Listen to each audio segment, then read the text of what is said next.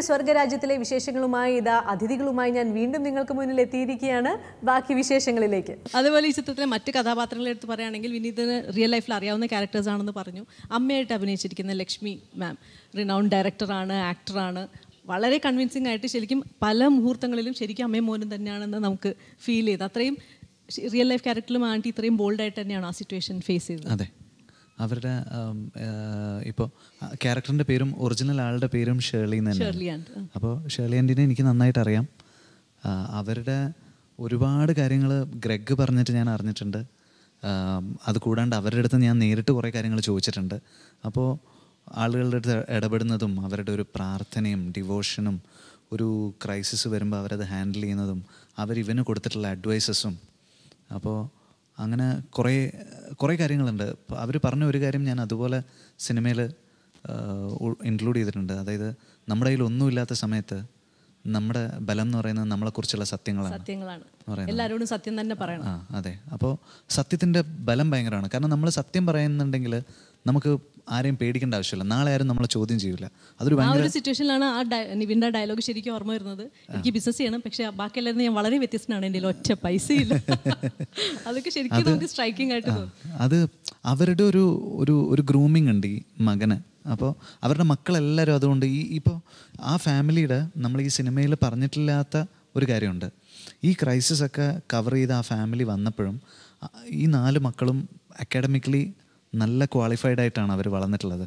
ഇപ്പം മൂത്ത ആൾ Greg UK Coventry യൂണിവേഴ്സിറ്റിയിൽ അവൻ MBA കഴിഞ്ഞു. ഇപ്പോൾ അനിയത്തി മെഡിസിൻ കഴിഞ്ഞു. പിന്നെ അനിയൻ ഇത് ഗ്രാജുവേഷൻ കഴിഞ്ഞ് അവൻ ഫാമിലി ബിസിനസ് മെയിൻറ്റെയിൻ ചെയ്തുകൊണ്ടിരിക്കുകയാണ്. ഒറിജിനൽ ക്രിസ് അവിടെ ഇപ്പോൾ 9th സ്റ്റാൻഡേർഡിലാണ്. അവൻ ഈ പറയുന്ന പോലെ ഒരു മാത്തമാറ്റിക്കൽ ജീനിയസ് ആണ്.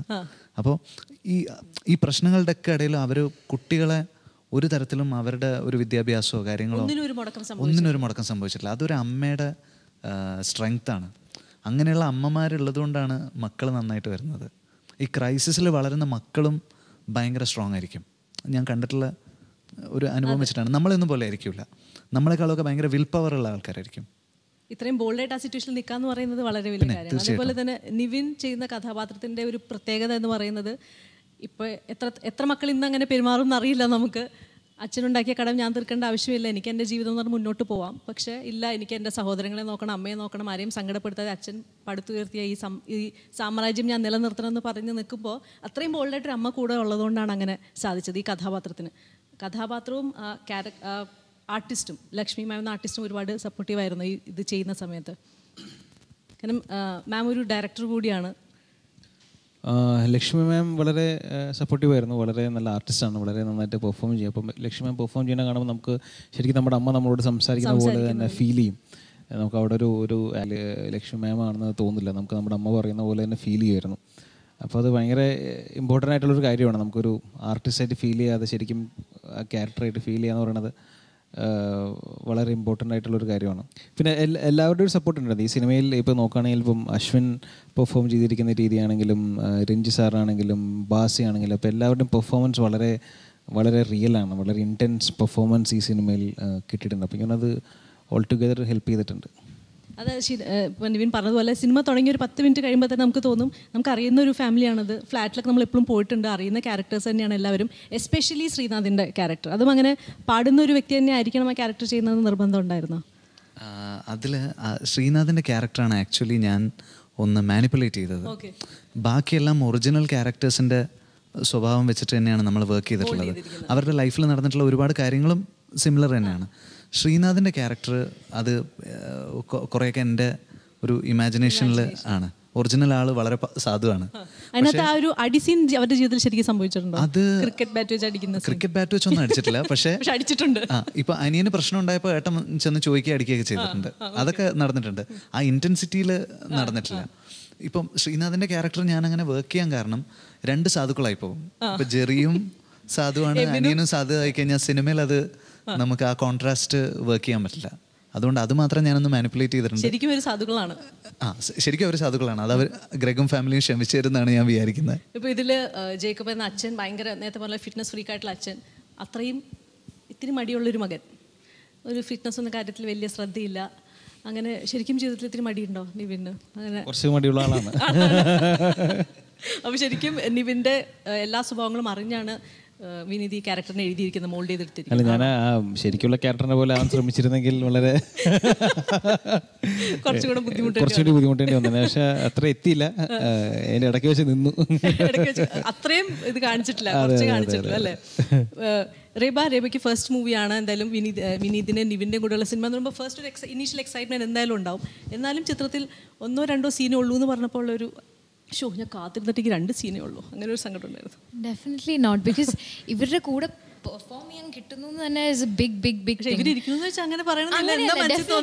ആരോട് വേണമെങ്കിലും ചോദിക്കാം. I think everybody will say the same thing. അതൊരു ഇവരുടെ ഒരു ഡ്രീം ടീമാണ് ഡെഫിനറ്റ്ലി. അപ്പോൾ എനിക്ക് എന്നോട് പറഞ്ഞപ്പോഴും ഇനീഷ്യലി അവർ പറഞ്ഞു ഇങ്ങനെ ഒരു സ്മോൾ ക്യാരക്ടറാണ്, but still it's such a big entry. ഇവരുടെ കൂടെ കിട്ടുന്നു എന്ന് പറയുന്നത് I don't know, again I will say it's a blessing. അത് കാരണം ഐ ഡിഡ്ന്റ് തിങ്ക് ട്വൈസ്.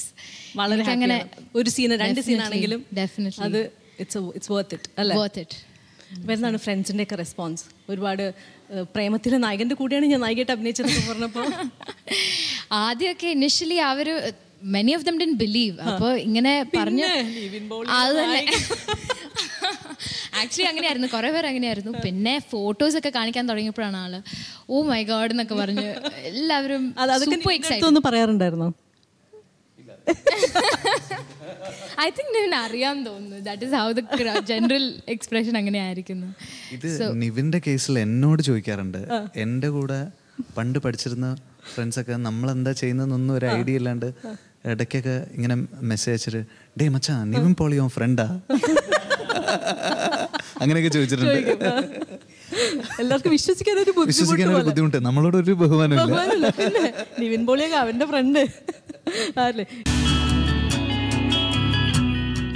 ഇനി അശ്വിനെ എനിക്കൊന്ന് കുറച്ച് പേരൊക്കെ കണ്ടിട്ടുണ്ടാവുക, നല്ല മിമിക്രി ആർട്ടിസ്റ്റാണ്, കുറേ സ്റ്റേജ് ഷോസിലൊക്കെ ചെയ്തിട്ടുണ്ട്. പക്ഷേ അശ്വിൻ സ്റ്റേജിൽ ചെയ്ത ക്യാരക്ടറിനൊന്നും എനിക്ക് കാണണ്ട. ഇവിടെ ഇരിക്കുന്ന ഐ തിങ്ക് നിവിനെ വിനീതൊന്നും ആരും അധികം ഇമിറ്റേറ്റ് ചെയ്തില്ല. വിനീതിനെ യു ക്യാൻ ഡു ഇറ്റ്. വിനീതിനെ ഇത്രയും എന്തായാലും കുറെ ഒബ്സർവ് ചെയ്തിട്ടുണ്ടാവും വിനീതിനെ. ഇച്ചിരി കൂടി ഫിലിംസ് ഒക്കെ ചെയ്യാനുണ്ട്. അതൊന്നുമില്ല, വിനീതിന് അങ്ങനത്തെ ഒരു ഹാർഡ് ഫീലിംഗ്സ് ഇല്ല. അതെ, ഇത്രയും സ്പോർട്ടീവായിട്ടുള്ള ഡയറക്ടറിന് വേറെ കിട്ടില്ല. So you can go for it. അല്ല ഒന്നുമില്ല, അല്ല സെറ്റിൽ ഏത് വിനീതിനെ കാണിക്കാൻ പോണേ? ആക്ടർ വിനീതിനാണോ ഡയറക്ടർ വിനീതിനാണോ? സോറി, ആക്ടർ വിനീതിനാണോ കാണിക്കാൻ പോണേ, ഡയറക്ടർ വിനീതിനാണോ കാണിക്കാൻ പോണേ? അല്ല ഇപ്പോഴും ഇരിക്കുന്ന വിനീതിനെ. ഓക്കെ ഫൈൻ, നോർമൽ വിനീതേട്ടന് അങ്ങനെയാണ്. ജസ്റ്റ് അതായത് വിനീതേട്ടൻ്റെ ചിരിയാണ് എല്ലാവർക്കും രജിസ്റ്റർ ആവുന്നത്. It just comes, it's like ഒരു തുമ്മലും ഒരു അതുപോലെയാണ്. It just comes, it's a smile. In fact that's his winning point. എന്ത് പറഞ്ഞാലും വാട്ട് എവർ ഇറ്റ് ഈസ് വീഴും. അപ്പം അങ്ങനെ സോറി ഒന്ന് തുടങ്ങാൻ സമ്മതിക്കും, നിങ്ങൾ ചിരിക്കില്ലേ? I remember these lines very well because it's changed my life. Okay. But I've not seen him at that time, but I'll do his body language. Okay? നിന്നിട്ട് ചെയ്യണോ ഇരുന്നിട്ട് ചെയ്യണോ? അല്ല വേണം, ഇരുന്നിട്ട് തന്നെ ചെയ്താൽ മതി. Okay. ശരി ശരി. When he called me and he said, Ashwin എവിടെയാ? I said, ഞാൻ എവിടെയാ, നാട്ടിൽ പോകാൻ നിൽക്കുകയാണ്. നാട്ടിൽ പോകാൻ നിൽക്കല്ലേ? നമ്മുടെ ഫിലിമിലെ വില്ലൻ്റെ റോൾ ആളെ ചെയ്യുന്ന അറിയാല്ലേ? ഗൗതം സാറിൽ അറിയാം എനിക്ക്. ആക്ച്വലി ഗൗതം സാർ വരുന്നില്ല, വരാൻ പറ്റിയില്ല, ഇങ്ങനെ ഫ്ലഡൊക്കെ ആയിരുന്നു. ഞാൻ വിചാരിച്ചു അശ്വിൻ ഒന്ന് ഈ ഗൗതം സാറിൻ്റെ റോൾ ചെയ്ത്. I was like, അടിച്ചു മോനെ, full blank. I was telling him one thing that no, my friend is also there here. If I am not able to do it, he is also there. നല്ല villain role ചെയ്യും, നല്ല ഗംഭീരമായിട്ട് ചെയ്യും. ഇത് suggest okay കുഴപ്പമില്ല അശ്വിൻ. പക്ഷെ അശ്വിൻ്റെ അടുത്ത് എന്തോ ഒരു സ്പാർക്ക് ഞാൻ കണ്ടു. അശ്വിൻ എത്ര ഉള്ളു? ശരിയായോ? സ്ട്രെസ് പോയിന്റ്സ് ഒക്കെ കറക്റ്റ് ആണ്. സ്ട്രെസ് പോയിന്റ്സ് ഒക്കെ കറക്റ്റ് ആണ്. Actually, I saw a totally different Vineet, like this calm and composed and smiling Vineet, like he just do his job and focused. But something that was like a big award for me is his laugh. That laugh after you saw a take. ഒരു take കഴിഞ്ഞിട്ട് he had given a laugh which I wouldn't have even imagined Vineet ചേട്ടൻ laughing like that. അത് കഴിഞ്ഞിട്ട് he said, he asked Jomon സാധനം കിട്ടിയില്ലേ He just asked him, and he's like, and then he started playing back, and he asked once more, and I was like, what is happening, man? He's asking me, he's asking them to play that scene once more, like how much he liked that take. And then suddenly, when the scene ended, and he was just satisfied and loud, he's like, അപ്പോൾ വിനീത് മനസ്സിലായില്ലേ, observe ചെയ്യുന്നുണ്ട് എല്ലാവരും സെറ്റില്. വിനീതിനെ ഇങ്ങനെയും observe ചെയ്യുന്നുണ്ടെന്ന് ഇപ്പൊ മനസ്സിലായില്ലേ? മനസ്സിലായി. അതോടൊപ്പം തന്നെ ജേക്കബിന്റെ സ്വർഗരാജ്യത്തിലെ പാട്ടുകൾ, നിങ്ങളുടെ ടീമിലെ ഏറ്റവും ഇമ്പോർട്ടൻറ്റ് മെമ്പറായ ഷാൻ റഹ്മാൻ്റെ വണ്ടർഫുൾ സോങ്സ്, അതും ഷാൻ പറഞ്ഞു വിനീതിൻ്റെ കൂടെ വർക്ക് ചെയ്യുന്നതിൻ്റെ ഏറ്റവും വലിയ പ്രത്യേകത, സിനിമ മനസ്സിലൊരു എന്താ പറയുക തോട്ടായിട്ട് ഇരിക്കുന്ന മുതൽ നമ്മളോട് പറയും ഇങ്ങനൊരു കഥയുണ്ട്, ഇങ്ങനെയാണ് കഥാപാത്രങ്ങൾ. അപ്പോൾ ആ മൊമെൻറ്റ് മുതൽ മ്യൂസിക് ഡയറക്ടറും കൂടെ ഉണ്ട്. അതാണ് വിനീതിൻ്റെ സിനിമയുടെ പ്രത്യേകതകൾ. അപ്പോൾ ഈ സിനിമയിലും ശരിക്കും ജസ്റ്റിഫൈ ചെയ്യുന്ന പാട്ടുകൾ തന്നെയല്ലേ? തീർച്ചയായിട്ടും ഷാൻ്റെ മ്യൂസിക്കിൻ്റെ ഒരു സൈഡ് ഒരു കാര്യമുണ്ട്. അത് ഇപ്പം ഞങ്ങൾ ഓരോ പടവും കമ്പോസ് ചെയ്യുമ്പോൾ സിറ്റുവേഷനനുസരിച്ചുള്ള പാട്ടുകൾ എന്ന് പറയുന്നതാണല്ലോ നമ്മുടെ ഒരു മെയിൻ എയിം. അതിൻ്റെ കൂടെയുള്ളൊരു കാര്യം എന്താണെന്ന് വെച്ച് കഴിഞ്ഞാൽ മുമ്പ് നമ്മൾ ചെയ്തിട്ടുള്ള പാട്ടുകളിൽ നിന്ന് എന്തെങ്കിലും മാറി ചെയ്യാം. ഭയങ്കരമായിട്ട് മാറിയിട്ട് നമുക്ക് ചെയ്യാൻ പറ്റില്ല. അപ്പോൾ എന്തെങ്കിലും ഒരു ചെറിയൊരു വ്യത്യാസം, നമ്മൾ ഇതുവരെ ട്രൈ ചെയ്തിട്ടില്ലാത്ത എന്തെങ്കിലും ഒരു കാര്യം ചെയ്യണം എന്ന് നമ്മൾ ശ്രമിക്കാറുണ്ട്. എന്നാലാണ് നമുക്ക് അത് എക്സൈറ്റിംഗ് ആവുക. അപ്പോൾ ഈ സിനിമയിൽ ഒരു പാട്ട് ഇത് ഓർക്കസ്ട്രേഷൻ ഒന്നും ചെയ്യാതെ, പ്രോഗ്രാമിംഗ് ഒന്നും ചെയ്യാതെ, ജസ്റ്റ് കമ്പോസ് ചെയ്ത് ടെമ്പോ മാത്രം സെറ്റ് ചെയ്ത് നേരെ സ്റ്റുഡിയോയിലേക്ക് കൊണ്ടുപോയിട്ട് ലൈവ് ഇൻസ്ട്രുമെൻറ്റ്സ് ഒക്കെ അപ്പം തോന്നിയ പോലെ വായിപ്പിച്ചിട്ട് അങ്ങനെ റെക്കോർഡ് ചെയ്തിട്ടൊക്കെ ഒരു പാട്ട് ചെയ്തിട്ടുണ്ട്. അതാണ് ഈ ശിശിരകാലം. There was no plan. Orchestration ഇല്ലാണ്ട്, ഓർക്കസ്ട്രേനെ ബുക്ക് ചെയ്യുമ്പോൾ മെലഡി പോലും കമ്പോസ് ചെയ്തിട്ടില്ല. അവരുടെ ഡേറ്റിനനുസരിച്ചിട്ട് ഞങ്ങൾ ബാക്കിയെല്ലാ കാര്യവും പ്ലാൻ ചെയ്യായിരുന്നു. പിന്നെ ലിറിക്ക് എഴുതി കമ്പോസ് ചെയ്ത 2 പാട്ടുകളുണ്ട്. അപ്പോൾ ലിറിക്ക് എഴുതി കമ്പോസ് ചെയ്യുന്നത് പഴയ രീതിയാണ്. ഇപ്പോൾ മെലഡി കമ്പോസ് ചെയ്ത് ട്യൂൺ ഓക്കെ ആയാലാണ് ലിറിക്ക് എഴുതുന്നത്. അപ്പോൾ അങ്ങനെ അല്ലാണ്ടാണ് 2 പാട്ട് ചെയ്തത്. പിന്നെ 2 പാട്ടുകൾ പാടുന്ന സിംഗേഴ്സിനെ കൊണ്ട് തന്നെ എഴുതിച്ചിട്ട് പാടിച്ചു. മലയാളം റാപ്പായിട്ടുള്ള ഒരു മലയാളം റാപ്പ്, ആ റാപ്പർ തന്നെ പാടി, റാപ്പർ തന്നെ എഴുതി. വിനീതിനും റാപ്പ് ഇഷ്ടമേ അല്ല. എനിക്കിഷ്ടമല്ല. എനിക്ക് പേഴ്സണലി ഞാൻ റാപ്പിന്റെ ഭയങ്കര ഫാനല്ല. ഒന്നും എനിക്ക് മനസ്സിലാവില്ല. മനസ്സിലാവാത്തതിന്റെ ഫാൻ നമ്മൾ ആവാണ്ടിരിക്കുന്നതാണ്. അപ്പോൾ പക്ഷേ ഇപ്പോൾ എനിക്ക് അത് കേട്ടപ്പോൾ എനിക്ക് ഭയങ്കര സ്ട്രോങ് ആയിട്ട് തോന്നി, അത് ഭയങ്കര പവർഫുള്ളായിട്ട് തോന്നി. പിന്നെ വേറൊരു സോങ് റൈറ്റർ കം സിംഗർ വന്നത് അശ്വിൻ ഗോപകുമാർ. അശ്വിൻ തന്നെ വന്ന് പാട്ട് എഴുതി, അശ്വിൻ തന്നെ ആ പാട്ട് പാടി, അശ്വിൻ്റെ കൂടെ വന്ന് ഫ്രണ്ട് ഗിറ്റാർ വായിച്ചു. അങ്ങനെയൊക്കെ ഒരു ഭയങ്കര ഓർഗാനിക് ആയിട്ടുള്ള ഒരു പ്രോസസ്സ് നടന്നിരുന്നു. ഇതിനേക്കാളും ഇൻട്രസ്റ്റിംഗ് ഷാൻ്റെ കൂടെ ബാക്ക്ഗ്രൗണ്ട് സ്കോർ ചെയ്യുമ്പോഴാണ്. ഞങ്ങൾ സ്ക്രീൻ പ്ലേ ഫോളോ ചെയ്തിട്ട് ഇങ്ങനെ പോവുകയാണ് ചെയ്യുക. അപ്പോൾ ഷാൻ എന്താ പറയുക, ഷാനോടൊന്നും പറയണ്ട, ജസ്റ്റ് അടുത്തിരുന്നാൽ മതി. കറക്റ്റ് സാധനങ്ങൾ വന്ന് എവിടെ ഓവർഡു ചെയ്യില്ല. അപ്പോൾ അതൊരു ഭയങ്കര, ഞാൻ എപ്പോഴും ചെറിഷ് ചെയ്യുന്ന ഒരു സെഷനാണ് ഷാൻ്റെ കൂടെയുള്ള ബാക്ക്ഗ്രൗണ്ട് സ്കോർ. അത് ഇപ്പോൾ ഒരു പടം കഴിഞ്ഞിട്ട് 2 വർഷം കഴിഞ്ഞിട്ടൊക്കെയാണല്ലോ നമ്മൾ അടുത്ത പടം ചെയ്യുന്നത്. അപ്പോൾ എനിക്ക് വെയിറ്റ് ചെയ്യാൻ ഏറ്റവും കൂടുതൽ ആഗ്രഹമുള്ള ഒരു പ്രോസസ്സ് അതാണ്. കാരണം വേറെ ഫിസിക്കൽ സ്ട്രെയിൻ ഇല്ല. ഷൂട്ട് ആകുമ്പോൾ നമുക്ക് ഫിസിക്കൽ സ്ട്രെയിൻ ഒരുപാടുണ്ട്. ഇതൊരു AC മുറിക്കകത്തിരുന്നിട്ട് നമുക്ക് ഇങ്ങനെ കേൾക്കാമല്ലോ എല്ലാം, മെലഡി, കോഡ്സ്, അത് ഇത് മറ്റത് മറിച്ചത്. അത് ഒരു ഭയങ്കര ഒരു ഫാസിനേറ്റിംഗ് പ്രോസസ്സാണ്. ഇങ്ങനെ മുത്തിങ്ങനെ ഭയങ്കര കോൺസെൻട്രേറ്റ് ചെയ്ത് ഇങ്ങനെ നോക്കിക്കൊണ്ടിരിക്കുകയാണ് വിനീത് ചാച്ചനെ. വിനീത് ചാച്ചനിൽ ഏറ്റവും ഇഷ്ടമുള്ള കാര്യം എന്താ? ഏറ്റവും ഇഷ്ടം എന്തുകൊണ്ടാണ് വിനീത് ചാച്ചനെ ഇത്ര ഏറ്റവും ഇഷ്ടം? എല്ലാവരെക്കാട്ടിലും ഇഷ്ടം വിനീത് ചാച്ചനെ തോന്നുന്നു. വൈ?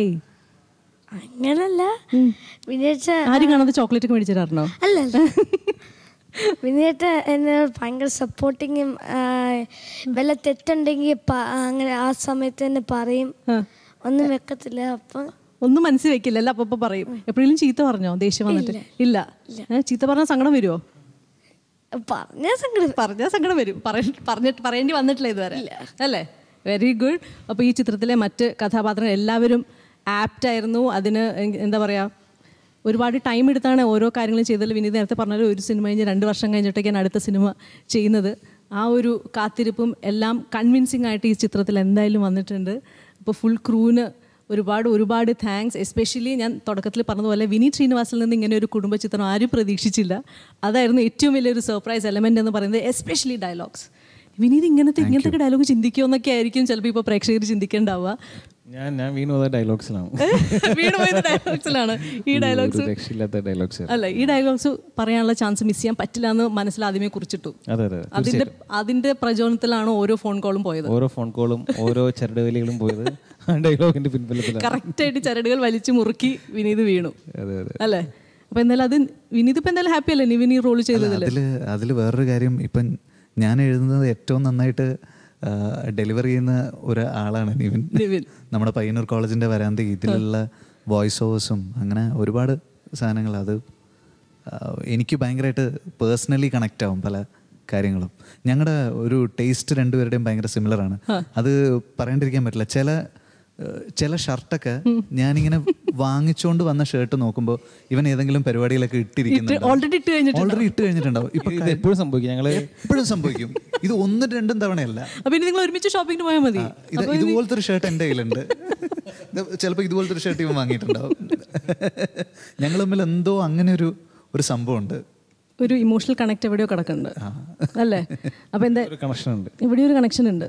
പിന്നെ ഇനി ആ കണക്ഷനിൽ പിടിച്ചാവട്ടെ അടുത്ത സിനിമ അല്ലേ?